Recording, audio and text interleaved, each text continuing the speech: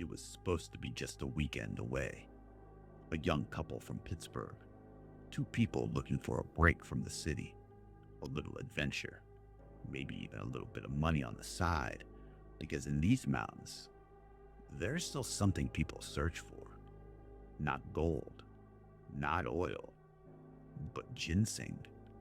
A root worth more than its weight if you know how to find it. So they packed a tent, drove south, and set out on a trail most folks don't even know exists. The air was cool, the trees pressed in close, and somewhere in the distance, a cave. Now, caves in Appalachia are like old secrets. They've been here longer than anyone can remember, and the stories about them, older still. But the couple wasn't thinking about stories. Not yet. Until they were thinking about daylight, about dinner, about setting up camp. That's until they saw it. And at first, just a shape in the brush. Small, familiar. A raccoon. Maybe something was off. The animal wasn't moving. Wasn't anything. Because it wasn't lying there. It was wrapped tight, bound in white, sticky strands that glistened in the late afternoon sun. A cocoon. Now, how does that happen? They stood there, stunned, nervous laughter, guesses that didn't make any sense. Maybe hunters, some prank. But who would do that? And why here, at the mouth of a cave? As the shadows grew longer, so did their unease.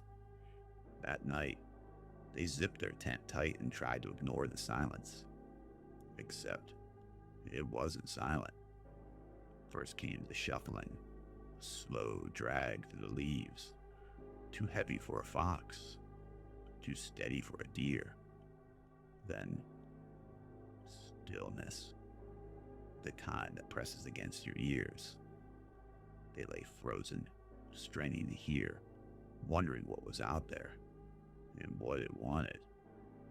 By morning, the forest gave them their answer. The trees around their campsite were draped in strands of webbing, fresh, sticky, clinging, long ropes stretching towards the cave, webs that hadn't been there when they pitched their tent. That was enough. They packed in silence, eyes flickering back to the cave as though any moment something might crawl out. Back in Pittsburgh, they told their story. Friends laughed, rolled their eyes. Must have been Joro spiders, they said. The invasive kind spreading fast through the south. Big, colorful, startling, but harmless. Harmless. And yet, the couple couldn't shake the question. How could a Joro spider cocoon a raccoon? Local lore, of course, tells a different tale.